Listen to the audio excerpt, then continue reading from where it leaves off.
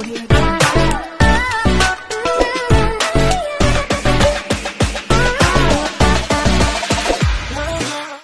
warahmatullahi wabarakatuh.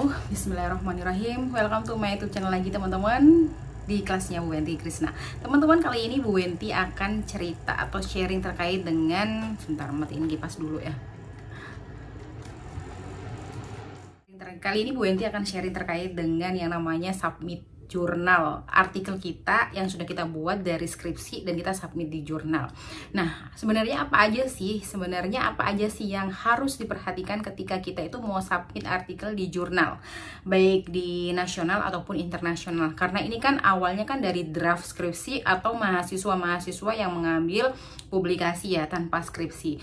Nah, apa aja nih yang harus diperhatikan sebelum teman-teman itu mensubmitnya di jurnal tersebut atau jurnal yang teman-teman inginkan tersebut. Baik, yang pertama yang harus diperhatikan adalah koordinasi dengan dosen. Ya, itu yang pertama, koordinasi dengan dosen atau bimbingan dengan dosen.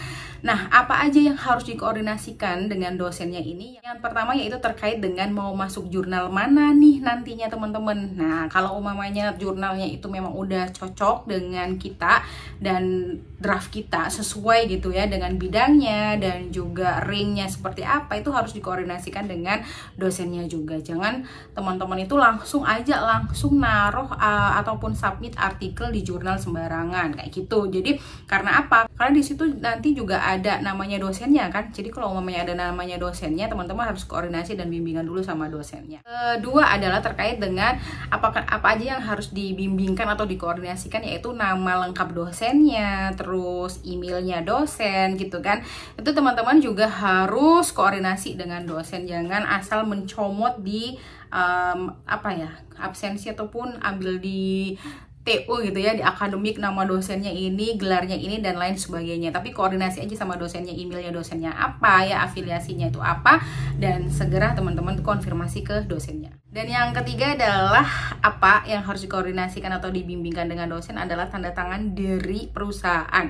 Ketika teman-teman itu menelitinya itu di suatu perusahaan gitu ya atau instansi tertentu, pastikan teman-teman itu udah ada izin dari perusahaan tersebut untuk dipublish.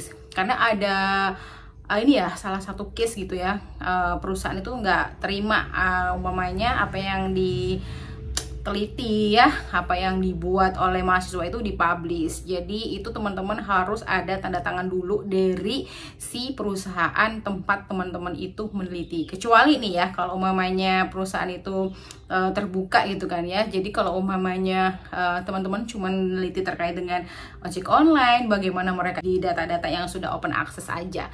Jadi itu ya teman-teman yang harus dibimbingkan oleh teman-teman ke dosen pembimbingnya, dikoordinasikan. Jangan sampai teman-teman melewatkan hal-hal tersebut ya. Oke, itu ya. Dan yang kedua, selain teman-teman itu koordinasi dengan dosen, apa yang harus dilakukan sebelum teman-teman tuh submit di jurnal? Yaitu terkait dengan draftnya. Draftnya ini kenapa Bu Wen? Ya, draftnya pastinya teman-teman dari skripsi atau laporan skripsi atau laporannya teman-teman ini apa sih? Mainannya baju. Jadi dari teman-teman laporannya teman-teman itu kan nanti dibuat yang namanya artikel. Nah, dari artikel ini teman-teman sama kan ada bab 1, bab 2, bab 3, bab 4. Jangan teman-teman itu ngerjain sendiri. Jadi sebelum teman-teman itu disubmit, itu dikoordinasikan juga. Draftnya itu teman-teman harus detail, bab 1, bab 2, bab 3, bab 4, apalagi bab 4 itu ya, pastikan dosen sudah membacanya dengan baik, sudah disetujui dengan baik. Jadi ketika sudah submit di jurnal, aman lah insya Allah, karena dosen dan teman-teman sudah oke gitu ya. Terus yang ketiga adalah terkait dengan jurnalnya sendiri. Teman-teman harus ngelihat dulu jurnalnya ya. Jurnalnya itu rank berapa, biasanya kalau internasional kita ada scope itu ya, Q1, Q2, Q3 gitu ya. Itu untuk teman-teman S3, S2 mungkin ya. Tapi kalau teman-teman S1 masih low lah ya, masih nggak terlalu yang ketat banget kan biasanya ya. Udah Sinta 5, Sinta 4 tuh udah bagus gitu kan ya. Atau non Sinta pun kadang masih ada yang mau nerima gitu ya.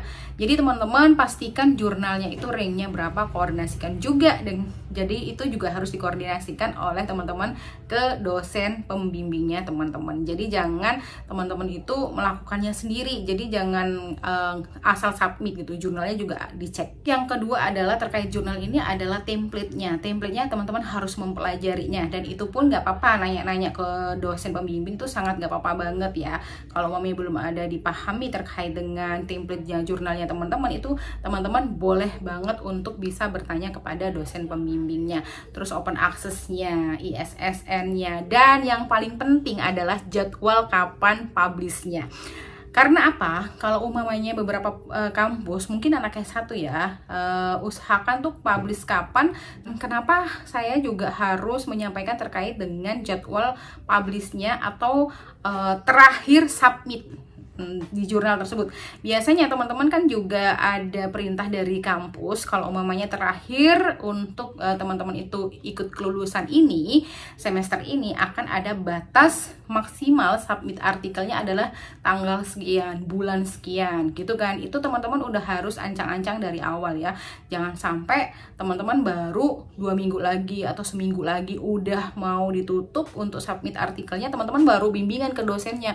Jangan dong ya kan. Usahakan teman-teman itu antara batas submitnya dengan batas teman-teman yang ada di kampus, batas submit artikel yang diajukan oleh kampus itu ada lah spare-nya itu ya. Kalau umpamanya teman-teman itu terakhir kalau mau lulus semester ini gitu ya, Desember, jadi terakhir Desember itu udah teman-teman itu udah yudisium. Jadi kalau mau nggak mau kan terakhir biasanya kan November itu udah submit artikelnya ya kan.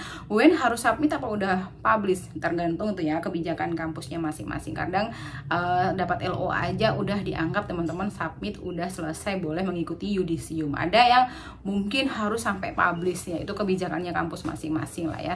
Makanya spare waktunya harus diperhatikan. Oke, itu ya teman-teman ya, itu ya teman-teman. Terima kasih banyak ya, semoga bermanfaat dan lancar kuliahnya. Terima kasih banyak. Wassalamualaikum warahmatullahi wabarakatuh.